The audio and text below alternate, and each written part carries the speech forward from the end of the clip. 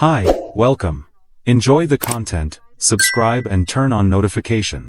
Thomas was dissecting the trout on his plate when Rachel dropped the sentence that would eventually incinerate their entire existence.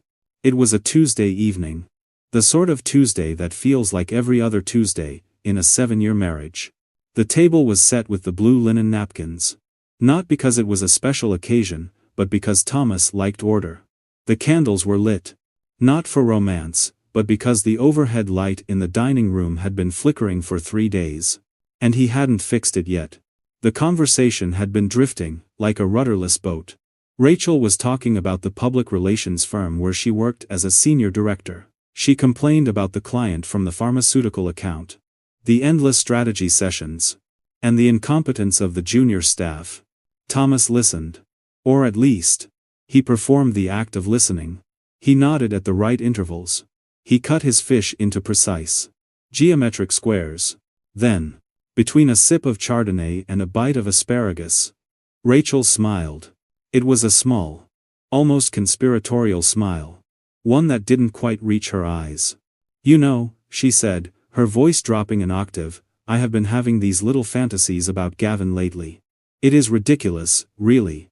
But there is just something about him that makes me feel, I do not know, alive?" Thomas stopped chewing.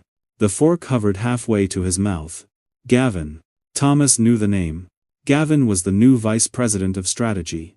Transferred from the London office 6 weeks ago. Rachel had mentioned him in passing. Gavin changed the meeting time. Gavin wants to restructure the team.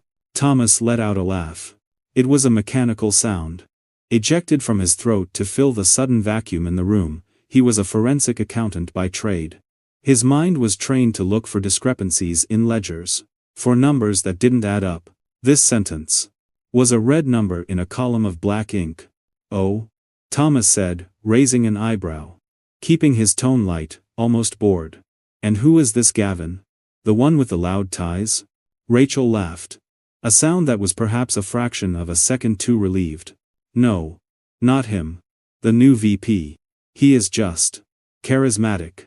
He commands the room. It is just a silly crush, Thomas. Everyone has them. It is harmless." "Of course," Thomas said. He took a sip of wine. The liquid tasted metallic. "Charisma is part of the job description, isn't it?" He changed the subject immediately. But Thomas lay awake that night, staring at the shadow the street lamp cast against the ceiling. He replayed the tape of the dinner in his mind. He analyzed the micro-expressions on her face. Harmless. She had said it was harmless. But people do not mention fantasies to their spouses unless they are testing the waters. Or unless the fantasy has already started to bleed into reality.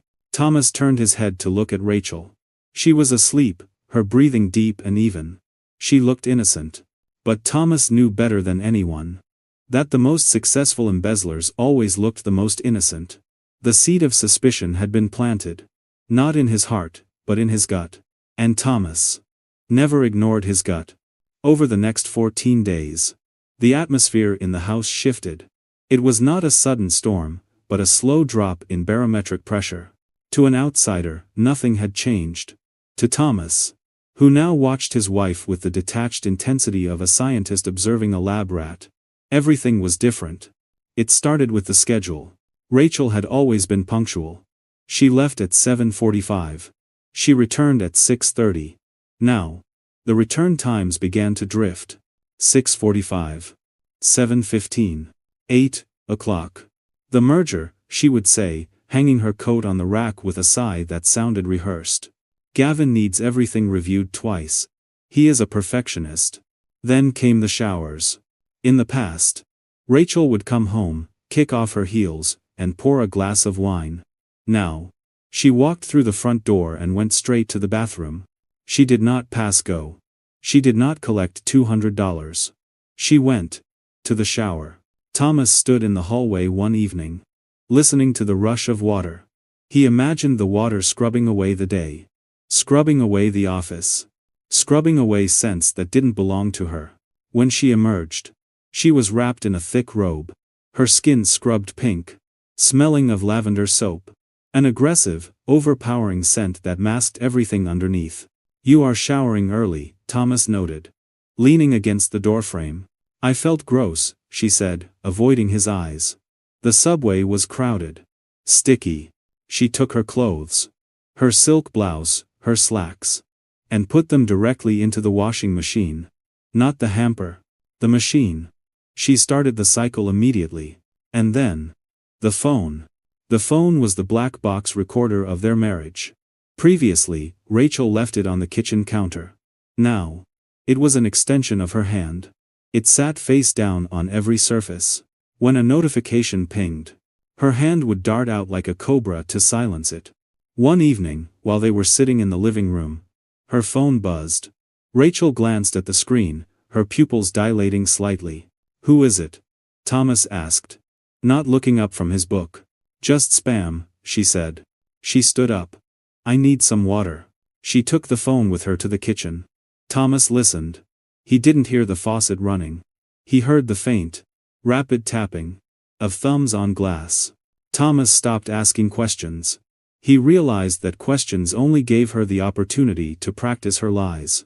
Instead, he began to document. He bought a small notebook. October 4th. Home at 7:30. Shower immediately. Phone face down. October 6th. Home at 8:15. Cited, investor meeting. Smelled of mints. And heavy soap. October 8th. New passcode on her phone. He felt a cold detachment growing inside him. He was no longer a husband engaging with a wife. He was an auditor. Reviewing a fraudulent company. The emotional connection was being severed. Thread by thread. Replaced by a morbid curiosity about how far she would go. He wasn't sad. He was fascinated. In a dark, twisting way. He was waiting for the slip-up. The slip-up arrived on a Thursday, 3 weeks after the salmon dinner. Thomas woke up at 2:58 in the morning. The space beside him in bed was empty. The house was silent. But the silence felt heavy, charged with static. Then, the sound of a key in the lock. Thomas lay still. He heard the door open and close softly. He heard the click of heels on the hardwood floor. Slow, careful steps, trying not to make a sound. Thomas threw back the covers. He did not turn on the bedroom light. He walked out into the hallway, a specter in his own home. Rachel was in the living room, struggling to unbutton her coat. When she looked up and saw Thomas standing there, she jumped. A sharp intake of breath hissing through her teeth. Jesus, Thomas. She whispered, her hand clutching her chest. You scared me to death. Thomas didn't speak. He walked into the living room and flipped the switch. The light flooded the room. Harsh. And unforgiving. Rachel squinted. Thomas studied her. This was the forensic examination. Her hair, usually pinned up in a severe, professional chignon, was loose. It was messy. The strands tangled. Looking like fingers had been run through it repeatedly. Her lipstick was gone. Eaten away. But it was the smell that hit him. Thomas walked closer. Rachel took a half step back. An instinctive retreat. Working late? Thomas asked. His voice was flat. It was chaos, Rachel said. Her voice shook slightly. Total chaos.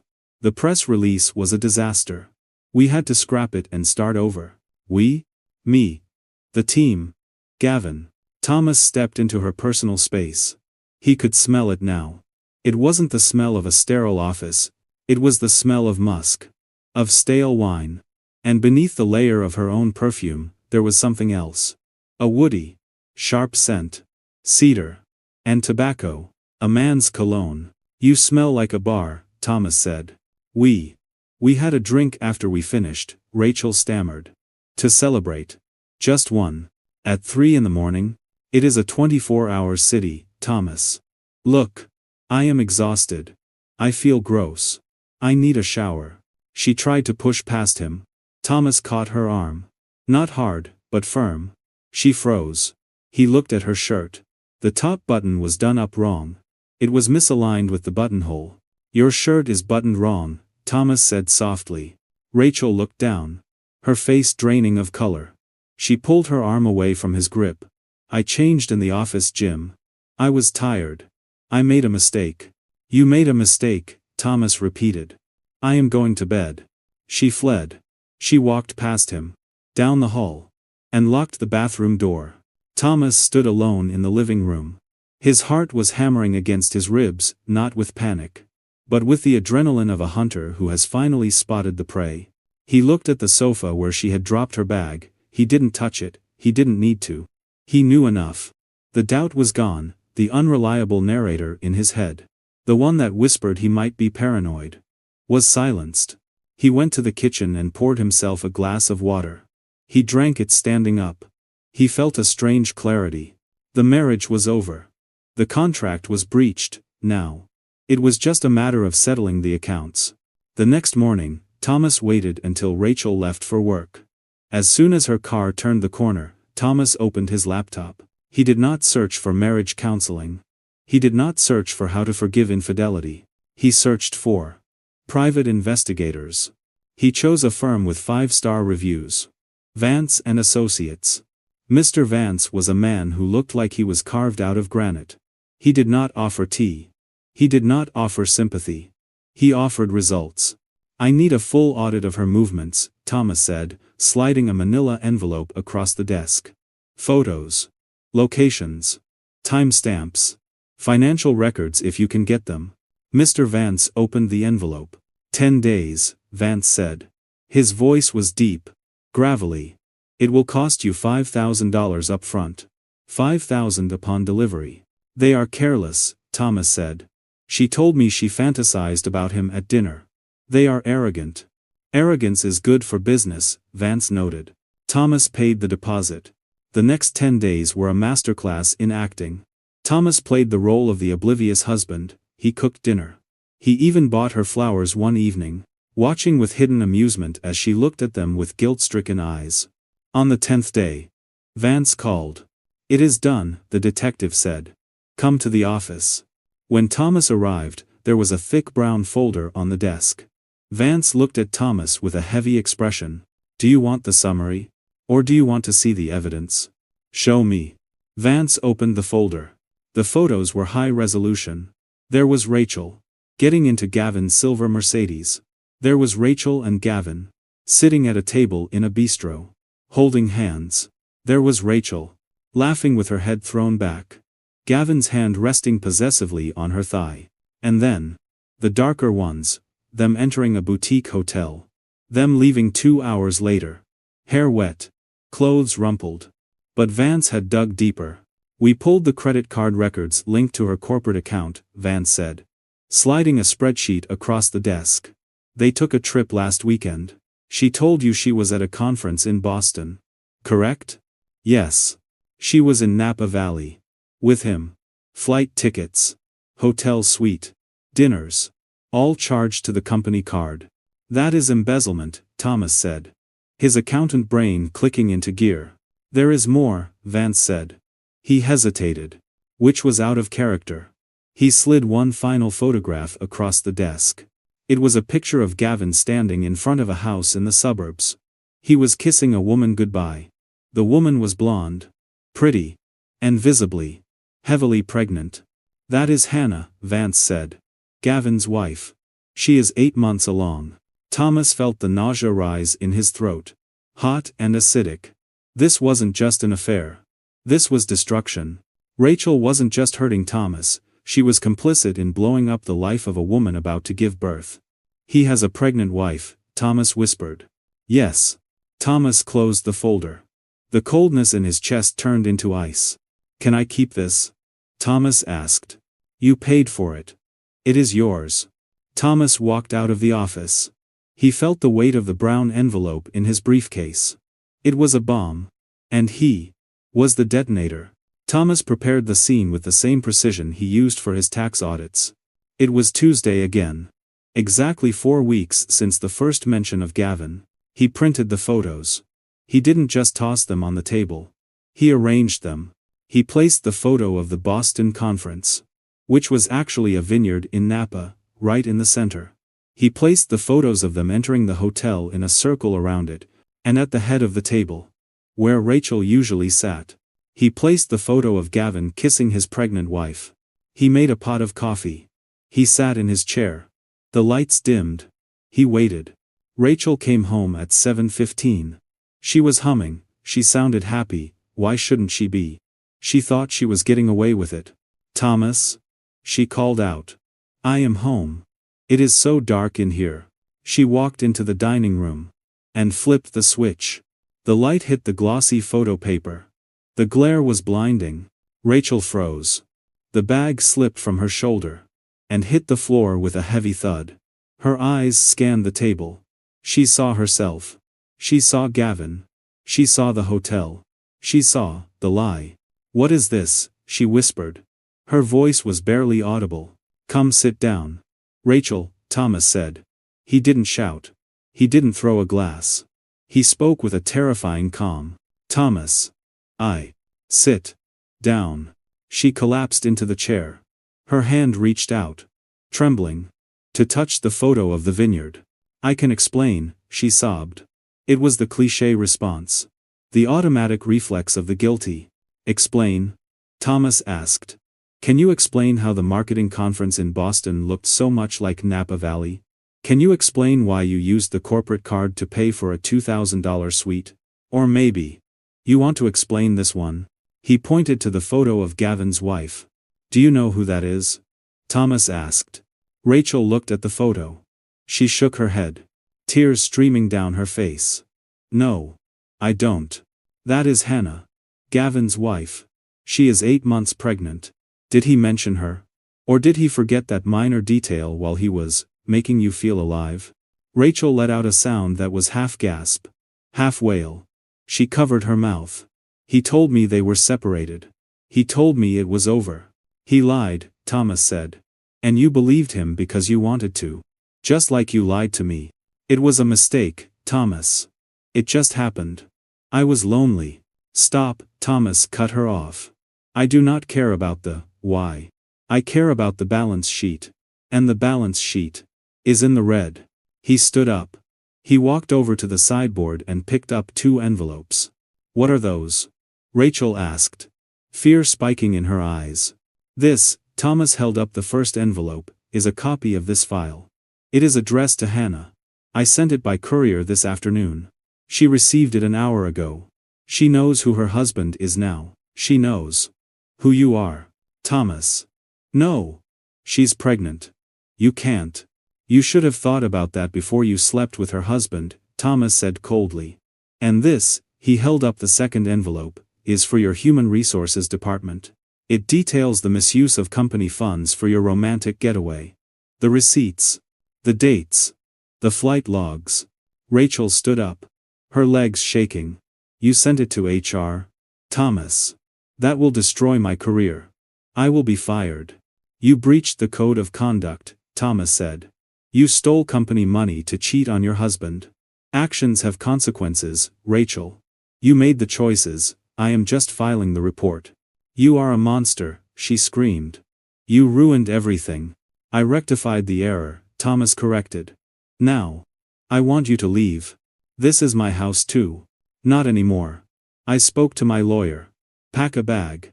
Go to a hotel. Go to Gavin's." "Oh wait. You can't. His wife probably locked him out." Rachel looked at him. She looked for the man she had married 7 years ago. She looked for the softness. But she found only the forensic accountant, looking at a bad investment he was about to liquidate. She ran to the bedroom. 10 minutes later, she dragged a suitcase to the door. She was sobbing. A broken, messy sound. She paused at the door. "I loved you once, Thomas." "That is irrelevant now," Thomas said. He closed the door behind her. He locked the deadbolt. He turned off the lights in the dining room, leaving the photos of their destruction sitting in the dark. 6 months. 182 days. The city was different in the spring. Thomas sat at a table outside a coffee shop in the financial district. He was reading the newspaper. He looked different. Sharper. Across the table sat Sarah. She was sharp, funny, and honest. Brutally honest. Thomas liked that. "Here comes the coffee," Sarah said, smiling. Thomas smiled back. It was a real smile. Then he felt a shadow fall over the table. He looked up. Standing on the sidewalk, holding a cardboard cup of cheap coffee, Was Rachel. She looked diminished. Her expensive coat was gone. Her hair was pulled back in a severe ponytail. She looked 5 years older. She stopped when she saw him. Her eyes darted to Sarah. Then back to Thomas. She hesitated. Then stepped closer. "Thomas," she said. Her voice was raspy. "Rachel," Thomas nodded. He didn't stand up. I didn't know you came here. I do now." There was an awkward silence. "How are you?" Rachel asked. It was a pathetic question. "I am well," Thomas said. "And you?" Rachel let out a short, bitter laugh. "Oh, you know. Surviving." Thomas knew the details. Of course. Rachel had been fired. Gavin had been fired. Gavin had moved back to London, disgraced. "I miss the house," Rachel said softly. "I miss us." Thomas looked at her. He searched his chest for anger. For pain.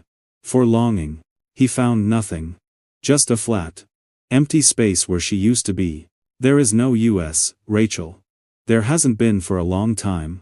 I am sorry, Thomas. I am so sorry. If I could go back." "You cannot go back," Thomas said. His voice was not cruel, just factual. "You turned a fantasy into reality. You made a transaction, Rachel. You sold 7 years. For a weekend in Napa. It was a bad deal. But you signed it." Rachel's eyes filled with tears. "Can you ever forgive me?" Thomas picked up his coffee cup. He looked at the steam rising from the dark liquid. "Forgiveness implies that I am still holding on to the hurt," Thomas said. "I am not. I am indifferent. You are just someone I used to know." He turned his head to Sarah. "Ready to go?" "Ready," Sarah said, looping her arm through his. Thomas stood up. He didn't look back at Rachel.